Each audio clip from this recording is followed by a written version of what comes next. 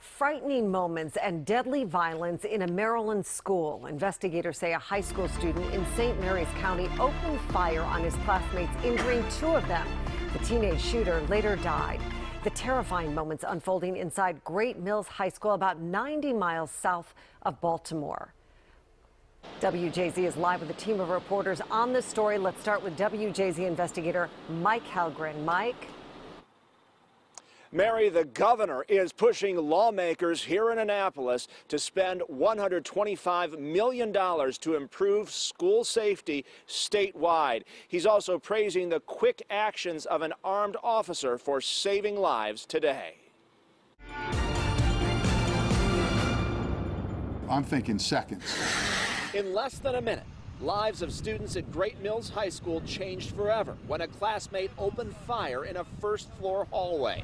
I didn't really believe that something like this would happen at a school near me. And it's really scary. I have one CPR progress. One with a gunshot wound to the head, one with a gunshot wound to the leg. The sheriff says 17-year-old Austin Rollins injured two classmates with a semi-automatic handgun, shooting 14-year-old Desmond Barnes and 16-year-old Jalen Willie. She is one of 9 children. Her uncle called her the most thoughtful, caring person in this world. Investigators are looking into her relationship with Rollins to help unlock the motive.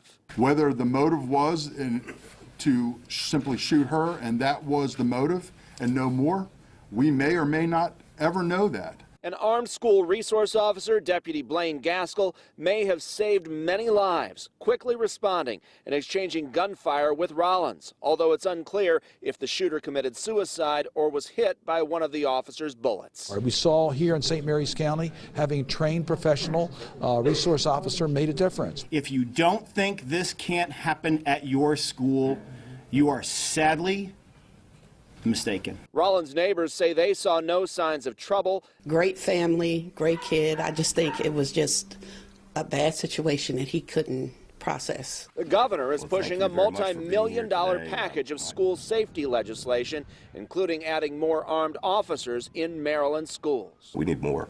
We've got to take action. The governor also wants to reinforce doors at schools and add investigators to comb social media for threats.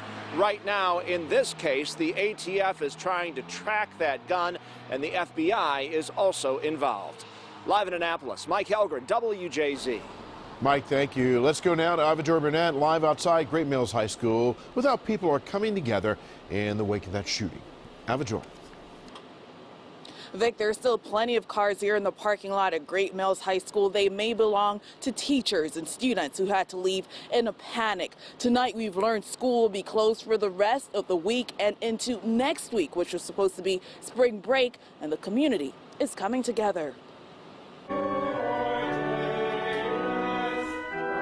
Within minutes of the school shooting at Great Mills High, pastors started organizing this vigil at a nearby church.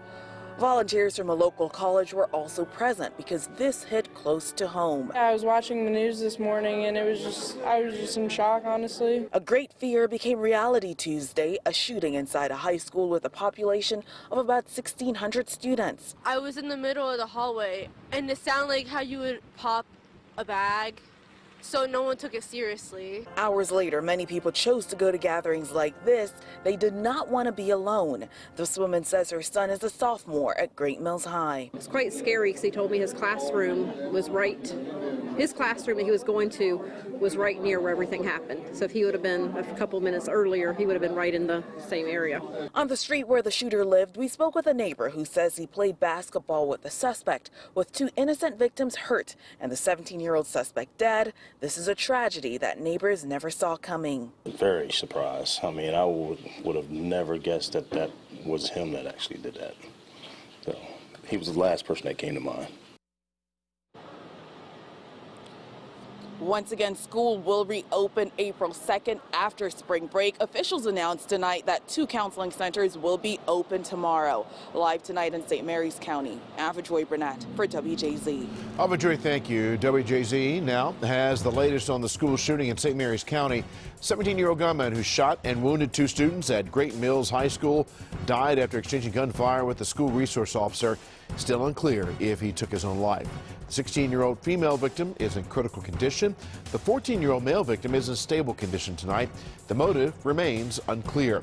Investigators are looking into a possible prior relationship between the gunman and the female student. Check in with WJZ for the latest on the school shooting in St. Mary's County. We'll keep you updated on the condition of the victims along with the investigation into the gunman.